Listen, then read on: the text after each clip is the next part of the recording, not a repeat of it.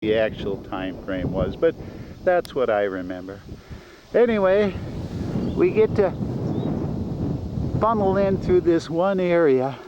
We're allowed really to walk in that area. Of course, this is the area that cut down illegally, lied to the board. And then kind of at that tree line, that's where the parking lot was that I spoke of, the pileated woodpeckers. People in droves. It's a mile down the road, mosquitoes are bad, they want to see the river, and they'd come in that area. But now, the signage down there prohibits us. I don't think my camera can get us that far, but prohibits us from going out there. So we're in this little corral. There's signage all along there. This is where people can be.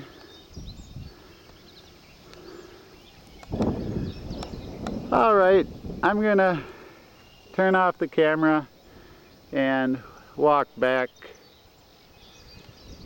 What a pretty place.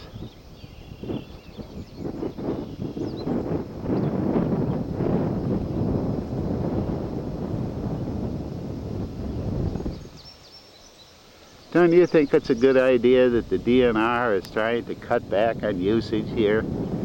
Don't you feel safer and better as citizens of the state of Wisconsin, and even just people passing through, that they are doing what they can to make sure no one makes use of this? Can't go on that island.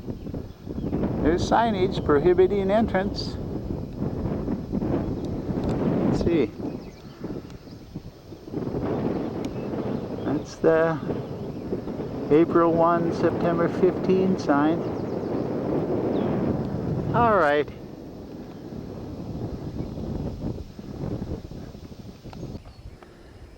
May 15, about 8:30. This time of day, 8:30 on a pretty spring morning like this. I mean, it is I suppose 70 degrees already, near to it if not. There'd be a dozen people out here. It's so pleasant out here in the morning.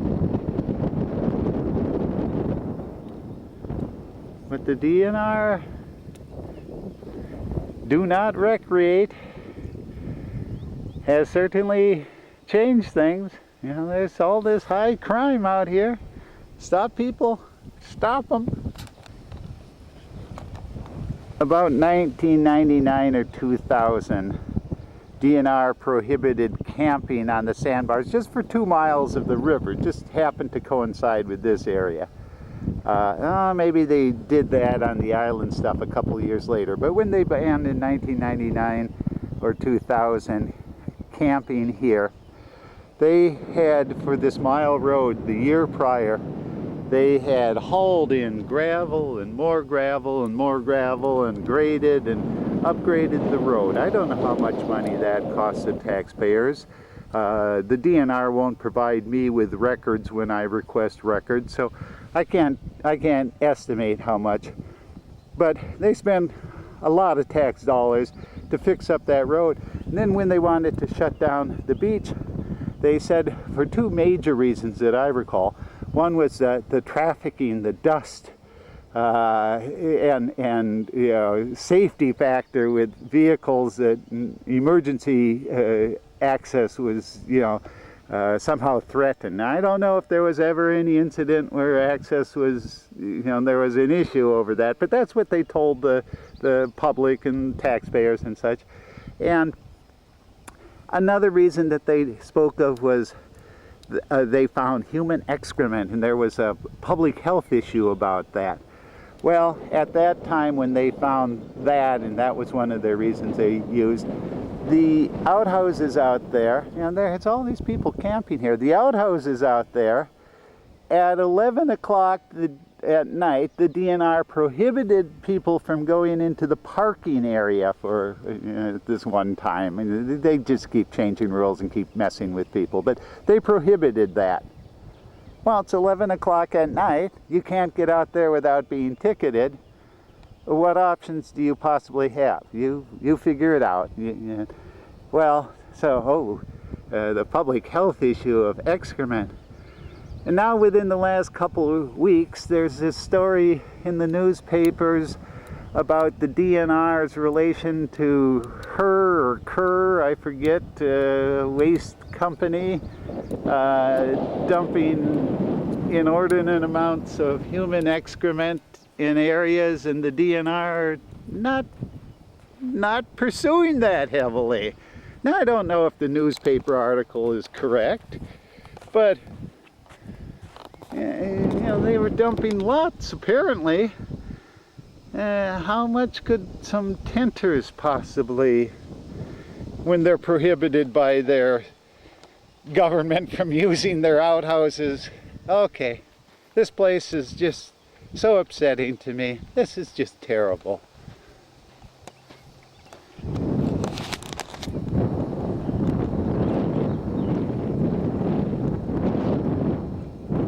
How can someone come out and enjoy nature with all the signs, all the hacking down and the poisoning that took place, that there's people spying on citizens? I mean, camouflage, for heaven's sakes, how much bad could be going on? Are they doing this at other places, or do they just do this place? Oh, I'm sure there's a couple of places where they do, but boy, they've got to focus on this, because this is so bad out here.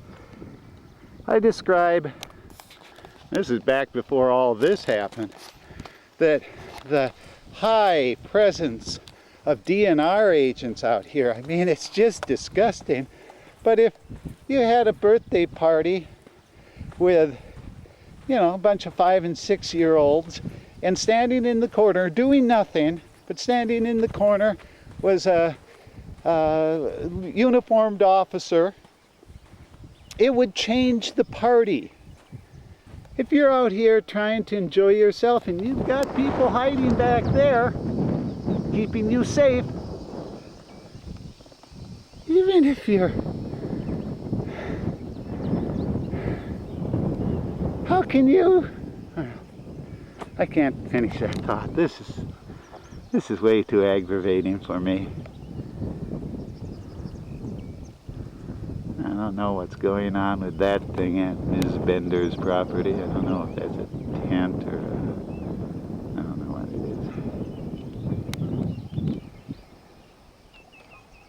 is. Okay. Camping days, it'd be, people scattered all around there. Lots of people.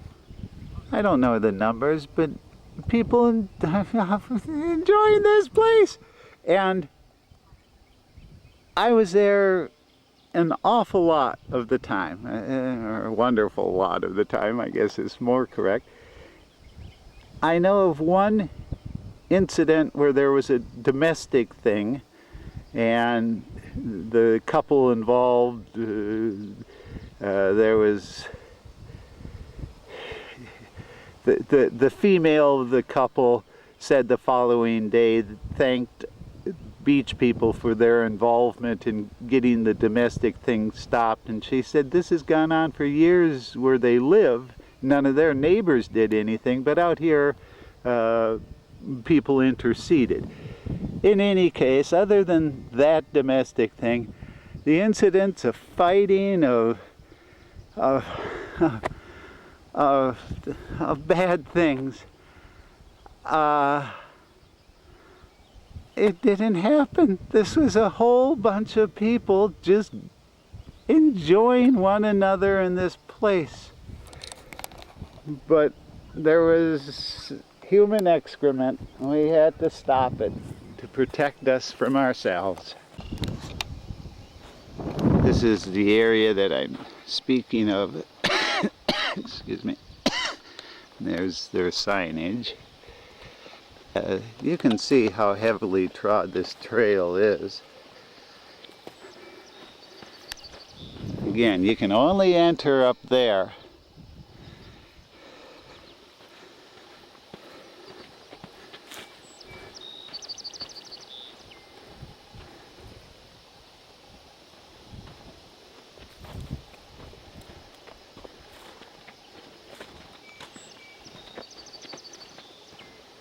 There area closed, area closed. So that you can't go out through this parking lot I showed you. Now overgrown. After fighting mosquitoes for a mile. And the road, if you recall, is just up at, oh, those trees up there.